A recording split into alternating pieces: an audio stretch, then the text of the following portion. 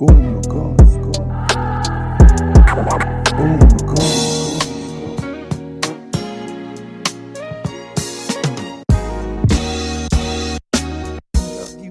fam, what's good? We're back. I got Kyle, our Durban Gooner. He's in to talk to us about the Tottenham 2-1 loss. North London Derby vibes. So, yeah, Kyle, it's been a while. Thanks for coming back on, but I might as well get into it. So, how you feeling? What did you make of the game? Welcome to the support group. We're here for you. Yeah, I've been just looking at all the memes. I saw the one with Gunner with the gun in his mouth. I saw a few of these hectic memes that are out there. I even saw the form where you signed to say that you're no longer supporter and stuff online. But yeah, I don't think I'm quite there. You obviously, once you're Arsenal through and through. But yeah, the performance. I think what I can say about the game, and this also comes down to, I think Arteta was a bit naive. I watched Tottenham go away to Man City, and they were too happy to sit back and break on teams. And that's the way that Mourinho's got them playing. He's got them playing fast, counter-attacking game. So we didn't need to come out of our shell. Walking away with a 0-0 draw there would have been perfectly fine for us. All the goals were counter-attacking goals. It's exactly what Mourinho wanted before. It's exactly what he did against City, and it worked. Why would he change that? We knew exactly what to do. What I can say is I watched City fall into that trap. The only guys that I haven't seen fall into that trap is guess who? Chelsea, and that's Frank Lampard, new manager as well. He didn't come out of his gates. He kept it very tight, very narrow, and ended 0-0. You look at United; they got turned over as well too. So people complain about the red card played into Mourinho's hands. With another Mourinho masterclass, he goes and wins those games. So, when Arteta was put into the job, we all knew he had no credentials. Everyone was calling him, Pep's cone guy or whatever else. But what we need to understand is he's learning on the job. If I ask you to come do a job that you've never done before, chances are you're going to have to learn as you go along. That's exactly what he's doing. But I think the board are going to get a bit impatient because Arsenal fans, you can see everywhere if you go look at any blogs or just chatting to a few guys on the WhatsApp. People are impatient. You need to be able to learn, but at the same time, you need to also get results. And right now, he's not learning, and also he's not getting results. So, my only thing about the game, you look at Son's wonder goal, but I spoke to the guys even before that. Bellerin, he got caught ball watching, and I was just chatting to a few of the guys before the game, and I was like, you know what? If I was Arteta and I wanted to get a result, if you watch Spurs how they play, everything goes through Harry Kane. I would have stuck Granit Xhaka or some player on him so that he always was man tied to him. For whatever reason, we didn't go with that type of approach, but everything you watch them, it all goes through Harry Kane. They feed into Harry Kane. Bellerin gets caught ball watching. His man goes loose. Son's running free at holding. The guy has to deal with his pace, and then Bellerin, even too, he doesn't step out. He actually tries to get back in position and cover the center, but at that point he slips. Son steps inside and he bangs it. So it is a wonder goal, but again, I think it's avoidable. Again, for me, if we had stopped Harry Kane, put bodies around Harry Kane, he's not able to turn and find that ball in behind. That's just my own opinion. And yeah, it is a counter attack, so I guess maybe it does make it a little bit tougher. But yeah, I just look at the goals, the manner. What I didn't enjoy as well about the game. And sorry, man, I don't mean to rant on this, but yeah, probably the best event. But the thing about the game, I saw a lot of people talking about Willian and his performance. And don't get me wrong, I don't think Willian has been lighting us up by any means. But they don't like to mention the fact that Aubameyang, captain. I don't know if you happened to catch the interview before. He did it on Arsenal.com. Yeah, literally the guy just looks defeated. He's talking. He's like, yeah, man. And again, as a fan, how do you get hyped up for a derby when that's your captain? He's looking. If one thing that I could always say about no matter what it was, that the Spurs Arsenal game was always a reason for players to get fired up. They're always in it. Definitely. You look at Lacazette's goal last year, how fired up he was with the goal. Yeah. I mean, that's our captain of the club, and he's coming out with like such a depleted. He looked depleted. And my thing with that is, I mean, like firstly, I didn't get the fans revved up, or didn't get me revved up when I saw that. And then again, when I see him on the pitch, I saw him walking, same age as Willian. But again, no one mentions the fact that that's Aubameyang. He's our captain. Yes, maybe he has a little bit more in the bank in terms of he's a more established player. But I mean, at the moment now, I think Arteta mentioned it in one of his interviews. He's like, we have too many passengers. We're carrying too many players right now. I think before, if you look at even Spurs or other teams, if ever their main player is not firing, someone else comes in with the goal. So if Kane's not firing, you'll see Son chipping in. Right now, if Orba's not firing, no one is firing. And I know the boys are trying to hype up, Gabriel Martinelli, because he's the type of guy to score those goals. But you know what I mean? A young kid, we put a lot of pressure on these young guys, and we wonder why, like, the guys don't succeed. And I think we're a bit harsh on them as well. I think, don't get me wrong, he's a wonderful player, but to think that the future of Arsenal rests with him performing right now, I think it's a bit harsh. And like, he needs to have time to develop. I look at like Foden at City. Where does he come on? Foden comes on games one. He's like, go express yourself, and like, he's got a platform to play off. You won't ever see like Foden in a game when it's crucial to him to try to get the winner, because he's not that type of player as well that always does that. Maybe 1 or 2 games he will, but I mean, if City has to rest themselves on their laurels and be like, Foden's the guy to rescue us through, there's an issue at the club already. But yeah, I mean, that's all. I'm obviously very depleted. I'm feeling like Aubameyang was in that interview, to be fair. Yeah, but you're right. And I also don't see much on social media. That interview, he didn't look as happy. Even on the pitch, he's not his vibrant self. So the question is there more to it? What's going on? What's really happening behind the scenes that we don't know? Because I bet Arteta is very reserved in his approach, what he says. But back to the game, like, where do you think we kind of lost the game? Do you think was going after Mourinho and like trying to attack him, the midfield, obviously those two, well, avoidable goals here and there. If we just defended a bit better or like put pressure on them, we could have. But where do you think we just lacked? Or is it just the usual story, not creating as much up front and scoring goals, Yeah, well, I mean, if I look back, I think this is one of our most, we fashioned, I think in the end it was like 11 shots or something, or 11 attempts in the end. I don't know what the number exactly that was on target. I can't remember that off the bat, but we had chances. But what I could say, this was, and I saw it mentioned a few times, I think we had like something ridiculous. We had a ridiculous amount of crosses that we put into the box. I mean, we look at Aubameyang, he's only scored 3. And again, they had a lot of bigger people in the box. If you're only putting Aubameyang to try win a header against 2 defenders, it's not his strength. It's not how he's used to playing. So definitely, I do think like that type of approach, the only way we were going to get a result there is if we got behind Tottenham and we made him a nice little cute pass in behind. But again, there's no one that really fit that. Xhaka and Ceballos were a lot sideways. How many passes have you seen? Like a chip over the back or something of that sort. There wasn't that much. Tottenham was too happy to sit deep, and you come to us. And yeah, like I said, I think we just played into their hands. That's exactly how Mourinho would have said. He said, you know what, sit back. We're going to get possession. And again, it's 2 players that created both of those goals. Only 2 players were involved in that. Doesn't matter how many players we put. We have 5 defenders or 3 centre backs and the 2 wing backs who's supposed to be defending as a unit without 2 men in the middle of the park. But explain to me how 2 players are like open, like they can open us up that easily. So does it make sense for us to keep pouring our numbers forward if it's only going to take 2 of the attackers to open us up?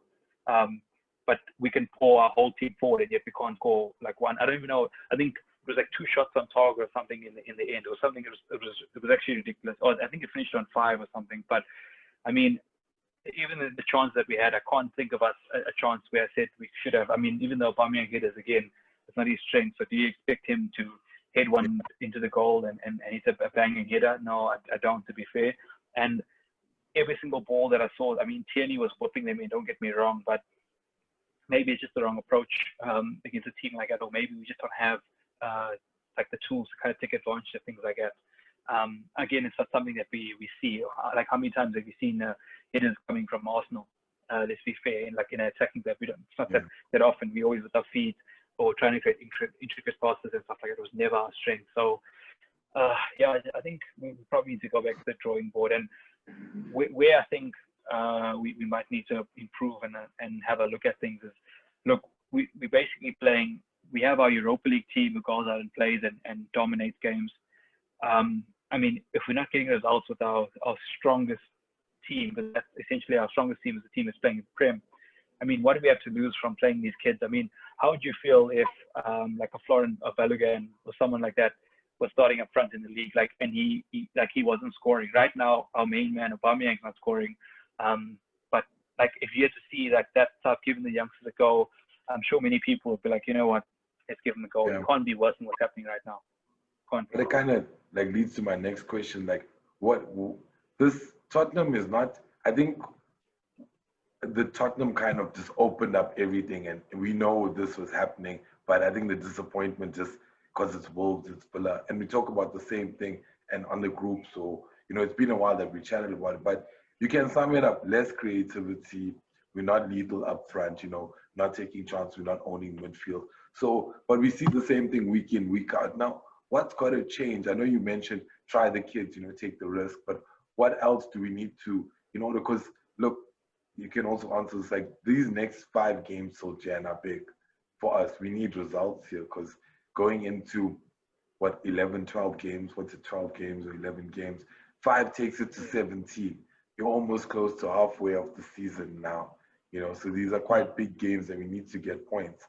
So what needs to change? What needs to happen in order for us to at least salvage something going into Jan, and then obviously hopefully strengthen? Yeah, so I think for me, like, what definitely needs to change is, again, what I always go back to this. Like, Arteta comes out and he preaches about, what, people are giving a goal based on merit. Like, I'll take it back to Martinez. Martinez, he performed for us in every single game last season. What was his reward? He got sold. You look at Guendouzi. Guendouzi was one of those players that used to show fight. He acted out of a line. What happened? All of a sudden, he's sent out on loan.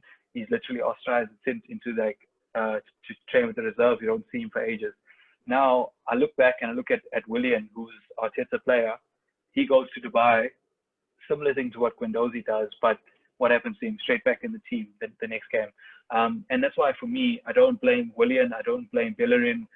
All these players that aren't performing, I don't blame them, because the manager's picking them constantly. Whether they're playing well, they're not playing well. So you have to look back at the manager's decisions for that. If Bellerin's not playing well, the manager's picking him. How can you blame Bellerin because he's not playing well? It's the manager who's picking him every single week. And what I don't like is the fact that he's not consistent. If Pepe plays and he's bad for one game, what happens? We all know. Or Ceballos, we all know they're out. Same time, they aren't playing any games. Granit Xhaka can have horrible games week in, week out. He gets picked. We look at Willian. Willian, he can have a bad game. He's picked every single time. And I don't like that consistency, because if you want to build something going forward, you need to be consistent with your players. You need to know exactly, this is going to happen. If I play badly, I'm out. And I look back at the transfer window, the summer window which we had. So let's look at Ainsley Maitland-Niles. There was a bid from Wolves. Have you seen the guy play in the league? So why keep him? So we talk about, like, some decisions that were made. We decided we wanted to keep him. He can't even make the bench some games in the Premier League. He sometimes plays in the Europa League, sometimes he doesn't. So my whole thing is how, like, these decisions that are getting made, like, the manager has to account for. And I think, honestly, if he doesn't get results at Burnley, especially, it's going to be a game at home where they're going to play exactly like our Spurs played. We need to break them down. The only difference is they're not going to have as much firepower the other way. They might look set pieces and stuff, but the question is, if we don't get a result there, we start looking at it, and Arteta's, people are going to be calling for his head. I mean, it's coming up now to December. If you remember what happened last year, December, we lost a Spanish man. So again, if we've got a question now, if he doesn't perform, and Emery as well too. It was a game, I think it was a Frankfurt game we lost in the Europa, even though we weren't knocked out of it, we were already through in that stage, but because we didn't win it, it was one of the things that led to him kind of getting released from his contract, you know what I mean? So my whole thing is, I mean, we want to try to get some stability. This club, we've been in this phase where there's just so much change happening. I mean, look at Sanelli, he's out. We have Vinay who's taking this position, and I think we really have to go and invest in the window, obviously, but now going forward, what we can do short term, for me, we need to give players, the guys that have earned it. I mean, I look at Reece Nelson, he's playing well. What do we have to lose from playing Willian to let him sit bench and play anything? But I just feel as well, I listened to Arteta's interview and he's like, Reece knew that we want to send him out on loan. It was actually Reece Nelson who said to Arteta, hey, I know I want to stay because I want to fight for my place. And you can see every game he plays, he's fighting for his place. Yes, I think there's a one odd game where I saw him, he wasn't his greatest, but again, that's the player who said he wanted to stay. He's fighting for his place. He's been left out, but he's still fighting to try to get the position. Why not give that guy a go? I mean, what do you have to lose? I think this whole, we persisting with William, persisting with Chaka, everyone I hear, it's like, you need an optimal partner for him and stuff like that. But yeah, I think for me, I think everyone needs to pull up their socks as well. Just, even like the medical staff as well. Like, don't get me wrong, I was the one, but like I really wanted Partey to play. I was hoping that they could be fit. Regardless of that decision, I look at the previous game where we look at Luis when he had that hand injury. It didn't take a rocket science. I could see from and like he watching the game looked uncomfortable. It didn't look right, and it cost us a goal. And again, we cost us a goal out of it. We lose the game. I won't say it's because of that, but again, it's decisions that I don't just blame Arteta himself. I think it's the people around him and things like that. I mean, the people that are making the signings, Edu and all of them, have to come out. I mean, has Willian really been a great signing for us? Could we have spent that money elsewhere? I mean, we were linked with other players like Tino or whatever else. Could we have spent that money elsewhere? Right now, I don't see what Willian brings us that we didn't really have. What does he bring us that we needed? I mean, they talk about his set pieces. This guy hasn't scored a goal. I mean, I watched Spurs game. The guy couldn't beat Harry Kane. How bad was his set pieces against Spurs? It was really bad. Yeah, we couldn't even beat the first man. So my whole thing is, again, we've got to question some of the decisions being made, and I don't question just on Arteta's level. I think we have to go all the way up. Again, we look at the Partey deal, right? So we're going to go in for Partey.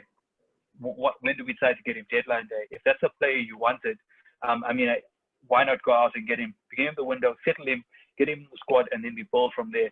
I don't know if this injury now is a tribute to that, because maybe he didn't have a preseason with the team. Yeah. I know we did take a long time to get him into it, but maybe that's one of the reasons why he was rushed in. And it is what it is. But the other thing as well, just it's like I just look at all these decisions. It just seems that like whoever is advising or like Arteta as well, they also need to be questioned, or the guys behind the scenes. And yeah, the other thing I want to mention as well, I mean, I heard Aubameyang saying how he was excited to play with the War before the season as well, and we don't go out and sign him. So we obviously were in talks with these guys, but yeah, it's just slack all the way. And again, another manager is going to be held to account for the decisions, but is it going to make a difference firing him? I personally don't think so. And my other thing about it is that I think for us to progress now, and something I look at Chelsea. So Chelsea's players, look at Mount, we look at Tammy Abraham. I'm trying to think of all these other youngsters, or like Reece James, all of these youngsters that are playing for these clubs were all sent out on loan. How many of our players go out on loan? Eddie Nketiah, he needs to come perform for us. Reece Nelson got sent out on one loan, but now he needs to come perform for us. Like, these players are like loaned constantly for seasons before they come back and are told to perform. We expect these guys to just come in and just hit the ground running, and it is a bit unfair. Somewhat us. Like, you can see that. Yeah, it's a lot of pressure to play in the first team. I mean, like look at Saka. I mean, the kid's 19 years old, and we're expecting the guy to win us games. I mean, at 19 years old, which I don't know, which team can you look to? Would you think a 19-year-old, you put it all on his shoulders? Maybe you look at Kylian Mbappe. He's maybe like a freak at that age, but again, it's so young to be expecting these guys to be putting in such Definitely. huge performances, and I just Especially when think they so little it's team experience. exactly. And again, too, like I imagine, like I'm thinking about Saka.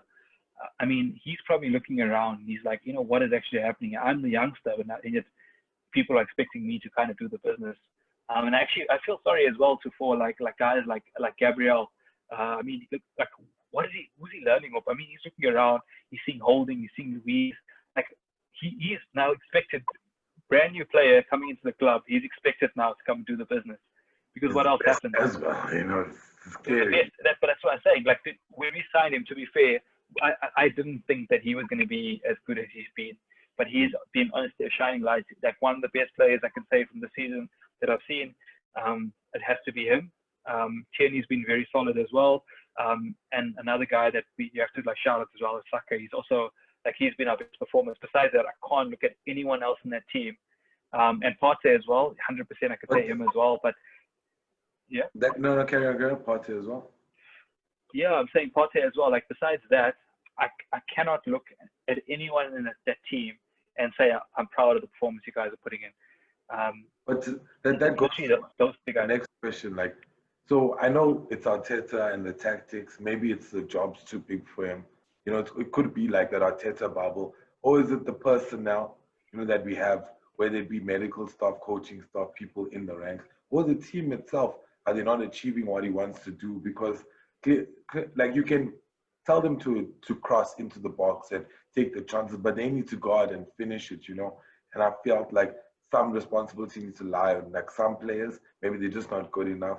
Or is it also one thing I was considering was look how many games you've played, what an intense back into the season. It might be a silly excuse, but I was hearing some people talking about the red zone and stuff like that. Is that a factor because you're not playing at 100% every single game? Is it now that these guys are just going out into each game with confidence depleting every other game because you're not getting results? What do you think? Is it a mix? Like, how are you feeling about like the kind of situation we're in and possibilities that it could be? Like, for me, don't get me wrong. It's obviously not ideal. We had no preseason really. It was kind of just like literally end of the season, come back like a few weeks training and go straight into it. But it's been the same for every other team. We're the ones that are sitting at what 15. I don't know if you're 16 now. I haven't checked the log off. I didn't even look at the log off the game, but I know we're 15. I don't know. I can't remember. I didn't see the log after yesterday's game. But again, we are top team that's sitting in that thing. I look at United. Again, of last season, they were in the exact same position that we are in right now. Yeah. They went out in January and they bought Bruno Fernandes and turned it around. So I'm not all doom and gloom, but I think part of the reason why we are, I think like there's been a lot of change happening in the club. Coronavirus is one thing to add to that. But I must say, I mean, like with all Sanelli and them, we haven't had a stable base of things. Arteta's come in this his first season as well. It's obviously very disruptive, no fans. There's a lot of things that you have to take into account. But for me, I think you have a shared responsibility. Every single person in that club like provide something that contributes to success. That's my opinion of it. I know people argue. I mean, we've had this argument about, when guys win the World Cup, these guys get the medal, but they never play the game. But I mean, you've seen documentaries behind the scenes. These guys might not play a game, but there's so much stuff that goes into these guys prepping the guys. Maybe they trying to like mimic players in a style to give the defenders and something to kind of feed off before they go into the game. But everyone has something to chip in. With coaching staff, cleaners, every single person attributes to the success of Arsenal. It doesn't matter where you are. That's my personal opinion. And in saying that, right now the players they're part of the problem. But again, same reason why managers have been fired before. If you look at Wenger, you look at Emery as well. Why they were under very much scrutiny was not just because of them, it was the players as well. The players weren't playing for him. And I just hope, I don't know what's going on behind the scenes, but I just hope that he hasn't lost the dressing room. I don't know, like, you talk about the interview. Do you think it's something where maybe like Oba's feeling, hey, flip, you guys lied to me now. You said you're going to get all these guys and this is what's happening, I felt a bit lied to. But again, I look at some of his performances this season, and like I looked at the derby, and he was walking. Like I spoke about, if you can't get hyped up for that, what can you get hyped up for? But Yeah. North London derby and our captain's walking on the pitch. It was tough to see, to be fair. It was one of those things. But that's why for me, I think everyone now needs to come together as a group, to have a sit down. And I just wish, from Arteta's sake, that he just starts making the right decisions now. We can't be playing favorites. I still think I wouldn't drop Aubameyang. Again, he's horribly out of form. Don't get me wrong, but I just don't think it's that right time right now to do that. I think the one positive that I think we can get out of it, I think now Pepe served his 3-match ban, so he can come back into the fray. So that's one positive we can look forward to. But again, I just hope. I was going to ask, do you think he will bring a revival to the team now that he's back? Because we needed some kind of energy, some kind of positivity back into the team. Do you think Pepe might be that guy, especially coming off the bench? So my thing with Pepe is, he's such a frustrating player. He's very similar. Like we speak about Jorginho, he was identical to that.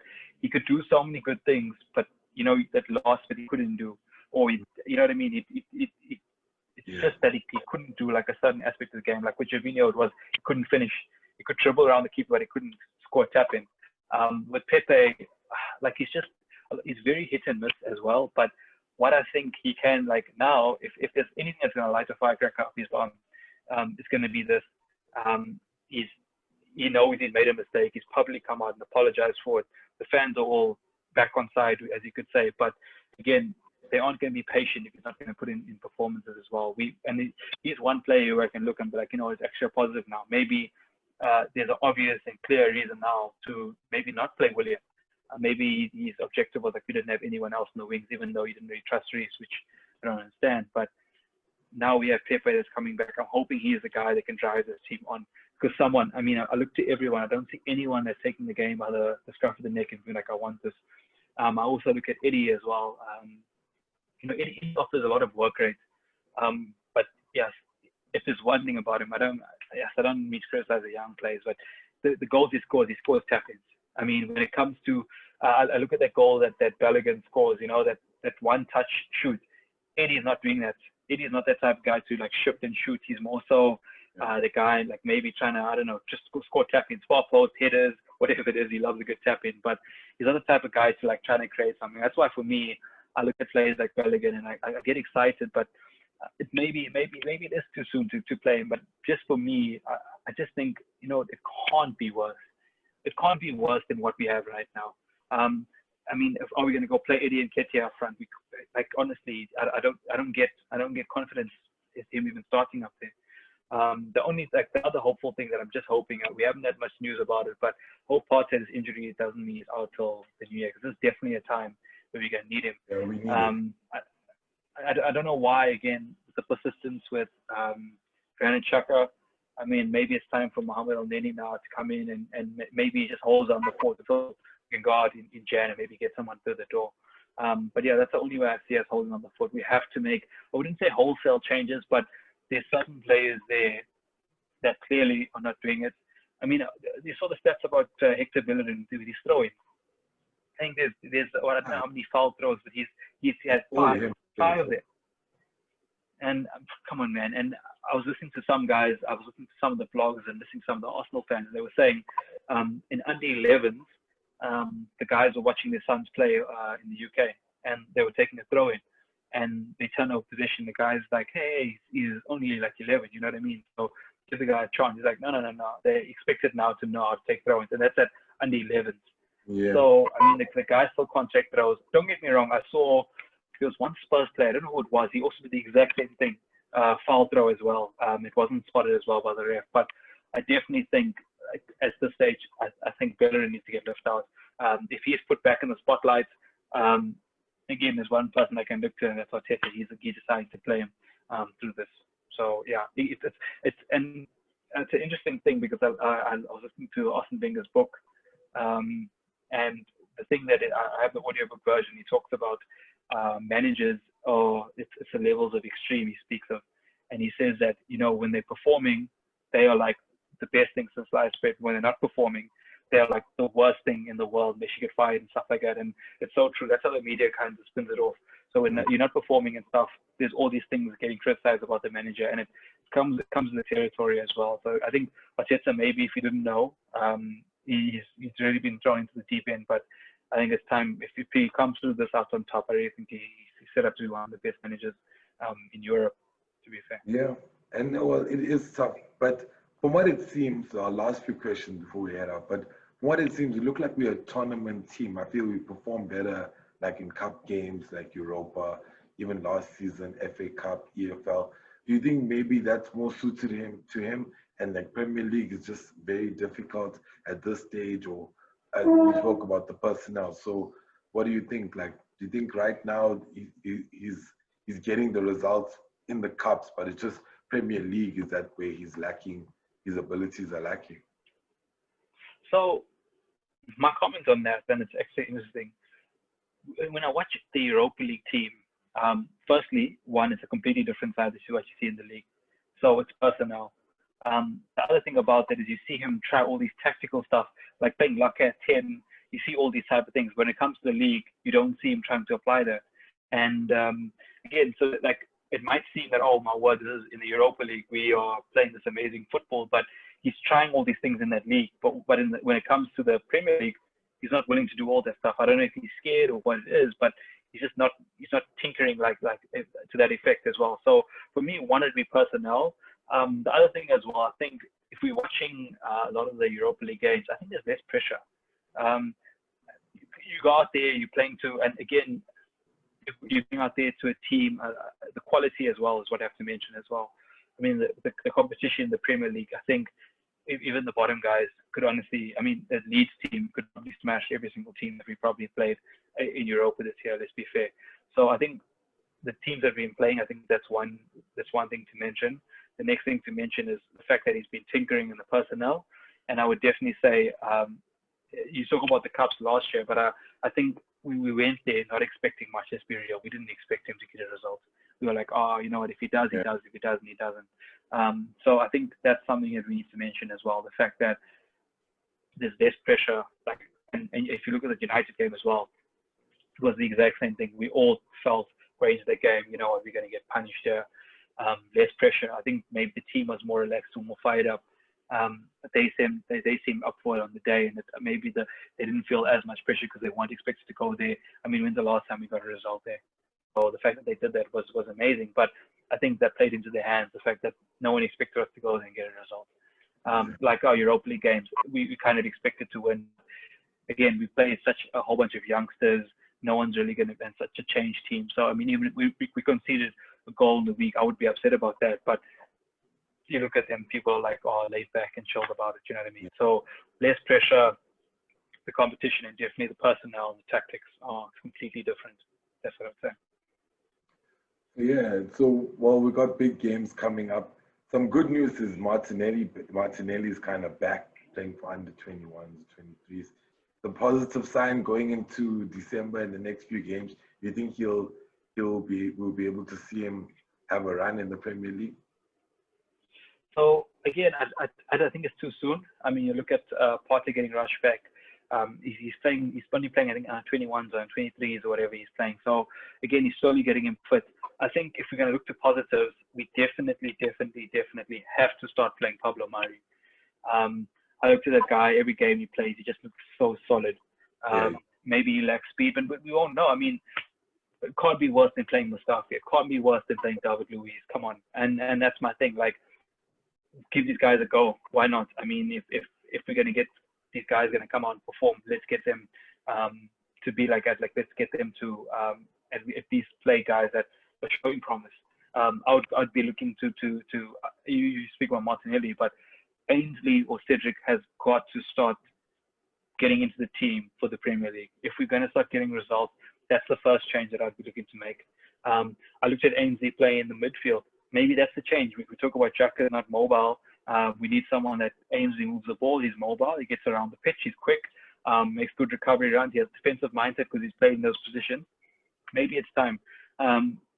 So I think there's just small changes that we can make, and it will make such a big difference to our team going forward. But again, I don't know if it's pressure. I mean, I remember like last year with Emery, he was nervous. All of a sudden, fans were like, play Ozil, play Ozil. Yet he pulled Ozil back. So everything that he make these tough decisions, he went back on. And that's the other thing. Like, you look at Arteta and he makes a bold decision to do something like that and leave out Ozil. But will he make a bold decision to, like, all of a sudden, bench Xhaka or leave out Willian or bench Aubameyang? So that's my thing. Like, he's willing to make certain tough decisions. We need him to kind of stick it through and try to get the best out of this team right now, because I think that they are positive. A lot of players coming back from injury. I mean, Callum Chambers as well, it didn't look too bad to me. Before he got injured, he was one of our steady guys right back. Maybe that's the guy we play. Burnley aren't going to be running with too much speed in that wing. Maybe he's a guy who reads the game better. He can cross as well. Maybe he doesn't have the speed factor, but against Burnley, do we really need speed in the right channel? And that's something we have to start getting right. I think what I would do is, again, as I already said, put Murray in. Pablo Mari is the guy that we need starting. We have to start throwing Pepe in. He has to be the guy that's starting. And the other thing we need to look at is that right back, or putting Ainsley in the midfield, putting Cedric, because this thing about Bellerin now, take him out of the limelight, just let him just chill a bit, and we can take it from there. Because that's what I would do if I need to change it up. Yeah, so big games ahead of us. Small teams, but big games, though. But Carl, thanks so much. It's always a pleasure having you on in these tough times of being a Gooner. But yeah, catch us on the next match day. It's Carl, it's me, Keish, it's Goonercast SA. Tottenham 2, Arsenal 1. It's the review show. We are.